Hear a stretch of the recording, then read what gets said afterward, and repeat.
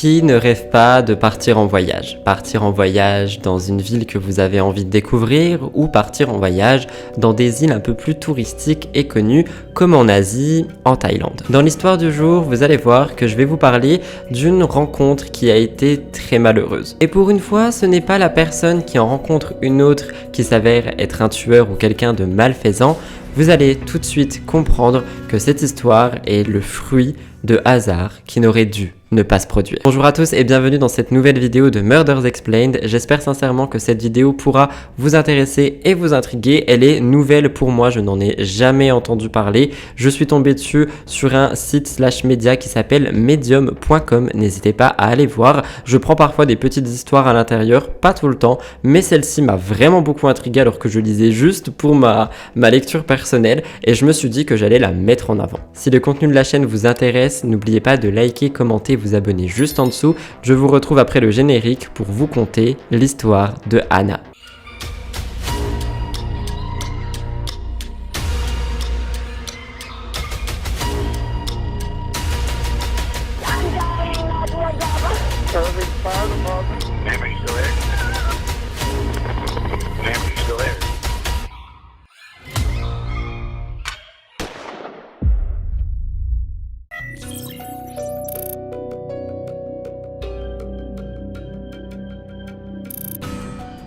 Je veux commencer notre histoire par présenter la protagoniste principale.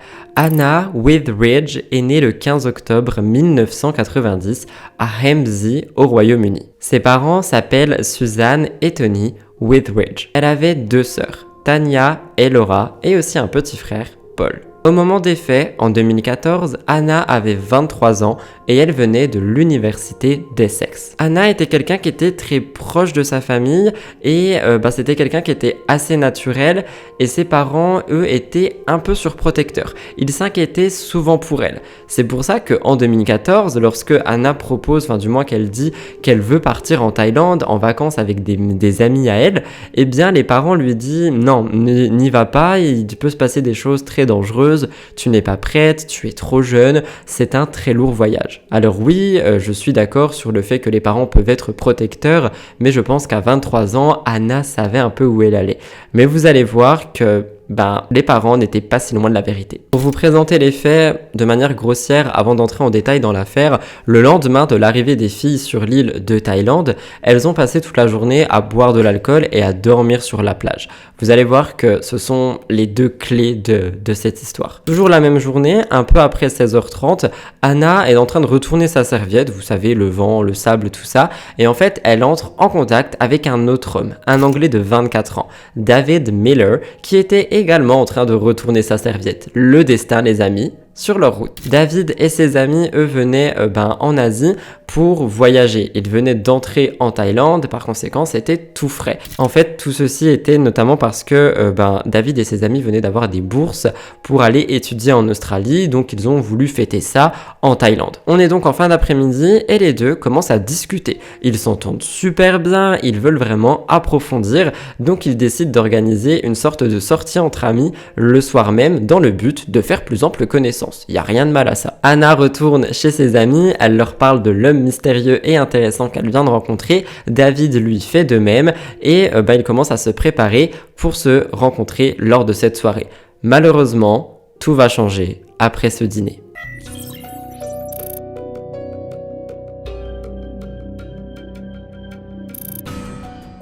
Après ce dîner organisé où les amis de Anna et ceux de David étaient présents, ils sont tous partis boire un verre. Ils voulaient continuer de faire la fête et c'était d'ailleurs peut-être les verres de trop. En effet, il y a des témoins qui les ont vus dès le matin bourrés, en ville. Ils buvaient de l'alcool, ils dormaient sur la plage, ils buvaient de l'alcool, ils dormaient sur la plage. Ils ont continué l'après-midi et puis maintenant ils voulaient encore prolonger. Il est donc environ 19h, on est sur un bar connu de la plage et Anna retrouve David. Ils discutent et ils boivent beaucoup d'alcool, vraiment trop. D'ailleurs, pour le détail, ils ont bu pendant les 4 heures qui ont suivi. Puis finalement, les deux groupes d'amis, se séparent. À différents moments de la soirée, on voit David sur des caméras de surveillance.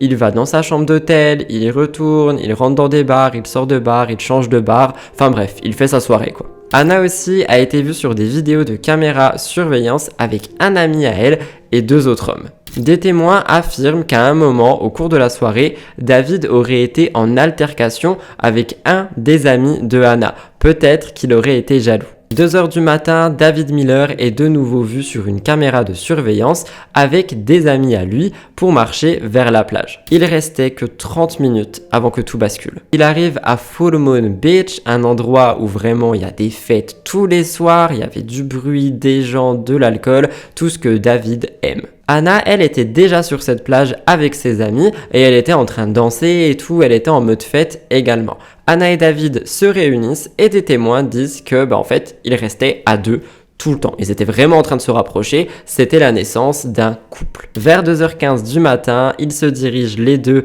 un petit peu vers un endroit isolé pour être un petit peu plus au calme et ils ont été vus pour une dernière fois se diriger encore une fois dans une zone un peu plus sombre. Et après ça, on n'a jamais revu David ni Hannah vivants.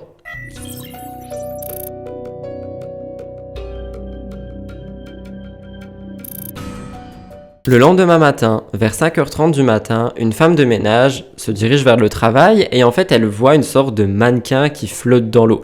Elle veut s'approcher, mais elle trébuche sur quelque chose d'autre dans le sable. Elle regarde à terre, elle voit un corps complètement nu et grossièrement posé. Il y avait un cadavre plein de sang et défiguré d'une femme allongée, morte, dans le sable. La femme de ménage commence à crier, elle se sent pas bien, elle part en courant et elle raconte tout ce qu'elle a vu à son manager. Elle vient de découvrir 2 personnes décédées, Hannah et David. La police a été appelée, mais malheureusement en fait c'est une petite île et ce genre de choses n'arrive quasiment jamais. On est vraiment plus sur du tourisme, donc ils ne savaient pas vraiment comment gérer la situation, ils n'avaient pas du tout l'habitude d'être face à ce genre d'affaires. Les agents de police étaient plutôt habitués à traiter des cas comme des ivrognes, des jeunes qui boivent un peu trop, quelqu'un qui va dans l'eau alors qu'il n'a pas le droit, mais c'est vrai que ce genre de crime aussi atroce, ils n'en avaient pas l'habitude. C'est la raison pour laquelle, dès le début, je pense que l'affaire a été mal gérée. Quoi qu'il en soit, les policiers arrivent, ils tombent sur cette scène qu'ils jugent choquante et sombre.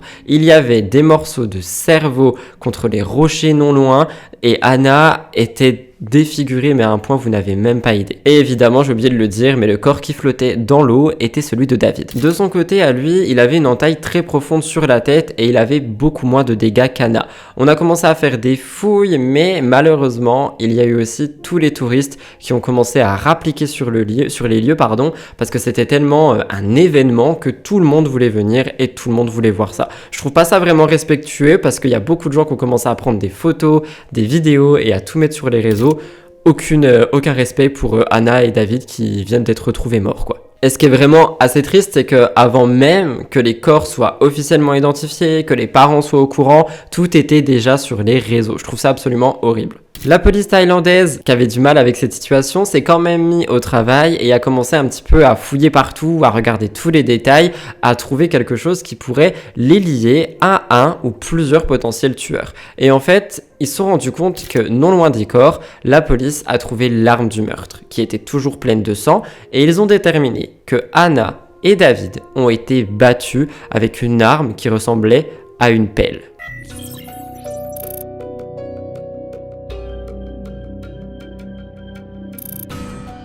Lors de l'examen post-mortem de Hannah, on a eu différentes traces de sperme qui ont été retrouvées sur son corps. Il a été déterminé qu'elle a été agressée sexuellement par au moins 2 hommes avant d'être battue à mort. On ne sait pas comment l'attaque s'est déroulée et il y avait 2 théories. Je cite la première.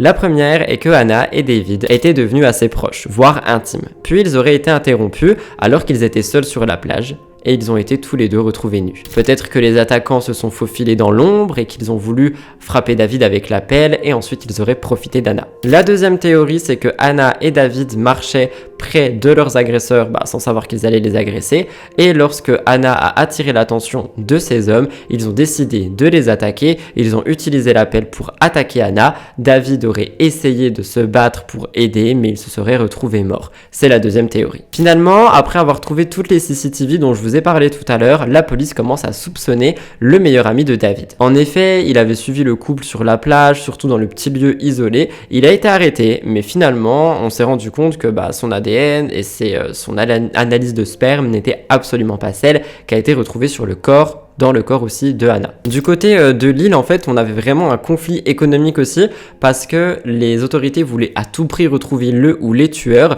On le sait, la Thaïlande est une île ultra touristique, ils avaient peur de perdre tout le tourisme, on va faire un point dessus à la fin de la vidéo, donc pour eux c'était la priorité pour trouver les tueurs, c'était pour le tourisme, on s'en fout d'Hana et David encore une fois. Et je pense pas que ça soit forcément volontaire ou méchant, je pense simplement qu'ils n'avaient pas du tout l'habitude de ce genre de crime et eux pensaient vraiment à leur économie. Mais les autorités ont été assez malines, je vous l'ai dit, c'est une petite île et par conséquent leur solution pour avoir l'ADN était de justement faire des tests à tout le monde. Touristes et locaux devaient passer des tests ADN pour essayer de voir si quelqu'un trouvait un match. C'est assez malin. À côté de ça, au même moment, on a les médecins légistes qui étaient en train d'approfondir les autopsies. On voit que les 2 victimes ont été frappées par un objet dur. On a eu des blessures à la tête et au visage. David avait des égratignures sur le dos, de l'eau dans ses poumons, donc il s'est noyé. Le corps d'Hana, c'était assez clair.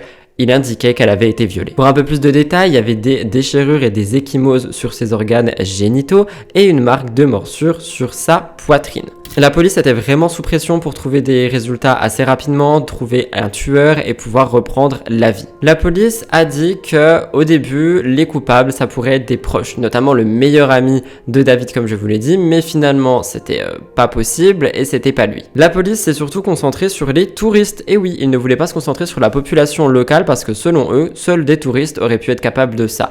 On a entendu dire que les interrogatoires auraient été assez violents, à coups d'eau bouillante, d'enfermement, etc. Les policiers, eux, ont toujours nié tout ça. Pourtant, c'est vrai que les méthodes d'interrogatoire ont fait parler. Qu'est-ce qui est vrai? Qu'est-ce qui est faux? Je ne peux pas vous le dire. Finalement, après avoir essayé de prendre un petit peu tous les ADN des migrants qui étaient là, etc., des nouveaux travailleurs, la police ne trouve rien et ils se disent on va regarder auprès des amis de Hana et David. Et c'est là qu'on va trouver des suspects.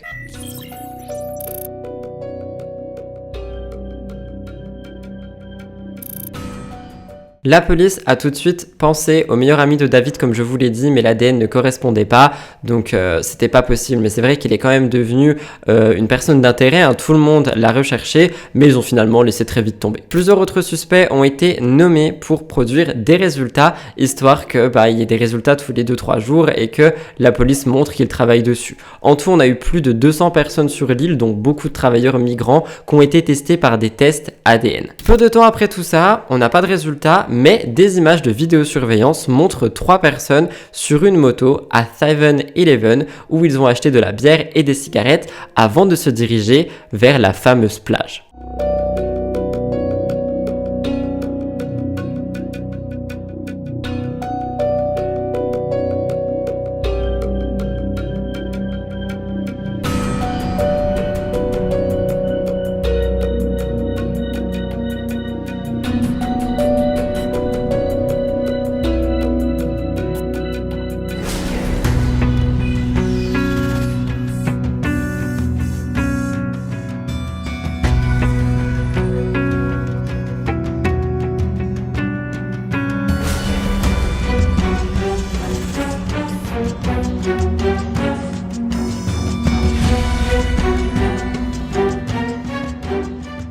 Dans les images, on voit que pile au moment du meurtre, si on regarde cette moto, on voit qu'un des 3 hommes est en train de s'enfuir en courant.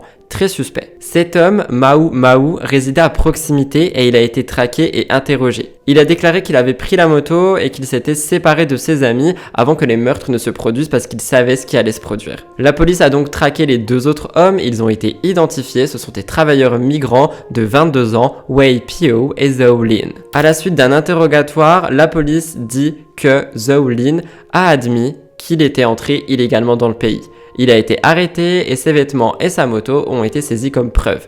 Malheureusement pour lui, ça a permis de faire un effet domino pour trouver qui étaient les tueurs. Le deuxième homme, Wei Pio, aurait quitté l'île en bateau la nuit précédente. Pourtant, il a été retrouvé caché sur un bateau le 2 octobre. Les 2 hommes étaient des migrants illégaux qui travaillaient dans l'industrie hôtelière. Ils n'avaient pas de casier judiciaire, ils n'étaient juste pas censés être sur le territoire. Au cours d'un interrogatoire qui a duré plusieurs heures, la police a utilisé pas mal de témoins comme interprètes également parce que les 2 hommes ne parlaient pas thaï, mais ils ont fini par avouer les meurtres sous la pression. Je cite, ils ont déclaré qu'ils étaient motivés par le désir de violer Hana à la la suite d'une excitation sexuelle lorsqu'ils ont vu le couple s'embrasser sur la plage. Pas plus simple que ça, ils voulaient juste réaliser leur fantasme. Ça va pas ou quoi? La police a dit que l'ADN des suspects correspondait à un échantillon de sperme qui avait été prélevé sur le corps d'Anna, mais aussi à l'arme et aux mégots de cigarettes non loin des corps. Les premiers rapports de police ont indiqué que le téléphone de David avait été volé et trouvé dans la maison de Zhao Lin.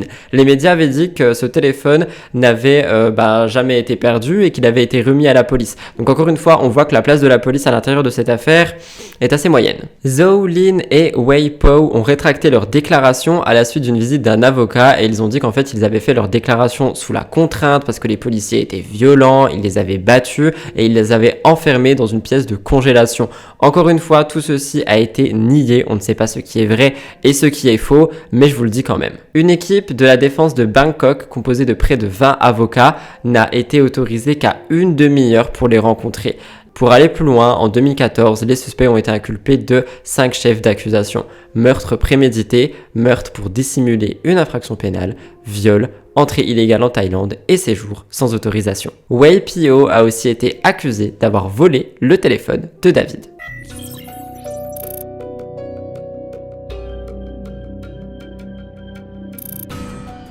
Le procès commence le 8 juillet 2015. Il dure 18 jours et il est devant le tribunal de Koh Samui. La défense affirme que l'enquête est erronée en raison d'une mauvaise manipulation des preuves faites par les policiers mais aussi par les médecins. Il y aurait aussi un manque de représentation juridique pendant l'interrogatoire, d'utilisation de menaces et d'intimidation pour avoir des aveux. C'est ce que ont essayé de dire les suspects et je pense que leur défense a essayé d'appuyer ça. Ils ont dit que les accusés étaient vulnérables et qu'ils ont été considérés comme des boucs émissaires par la police. Quoi qu'il en soit, ils ont essayé de défendre leurs clients comme ils pouvaient, mais ça n'a pas marché. La défense a essayé de dire qu'en fait ils sont allés se baigner, qu'ils sont ressortis mais ils n'avaient plus de vêtements, qu'ils ont trouvé un téléphone par terre, qu'ils l'ont gardé, mais qu'ils n'auraient rien à voir avec ces meurtres. Le 10 juillet, le tribunal a ordonné que l'ADN soit à nouveau testé. Malheureusement, la police a dit que les échantillons ADN de Anna étaient épuisés, on avait tout utilisé, mais ils ont pu fournir des échantillons d'ADN de l'arme du crime. Et vous allez voir que c'est là que l'histoire se twist alors qu'elle se termine. Personnellement, j'ai trouvé ça bizarre. Apparemment, l'ADN ne correspondait pas aux deux hommes sur l'arme du crime. Je trouve ça très étrange, parce que juste avant, c'est ce qu'on disait. On disait que le sang correspondait, que les mégots correspondaient et que les traces sur le corps d'Anna correspondaient. Je pense que la défense essaye un petit peu de brouiller les pistes. Bref, malgré cette contradiction, le 24 décembre 2015, ils ont été reconnus coupables et condamnés à mort. Après une sorte d'appel, la Cour suprême de Thaïlande a confirmé la peine de prison en août 2019. Ils ont dit que la police avait traité l'affaire correctement et que toutes les preuves étaient claires et détaillées. Les condamnations à mort ont cependant été commuées en emprisonnement à perpétuité le 14 août 2020. Et enfin, pour parler du tourisme, ne vous inquiétez pas, tout ceci n'a rien changé et cette histoire a malheureusement très vite été oubliée.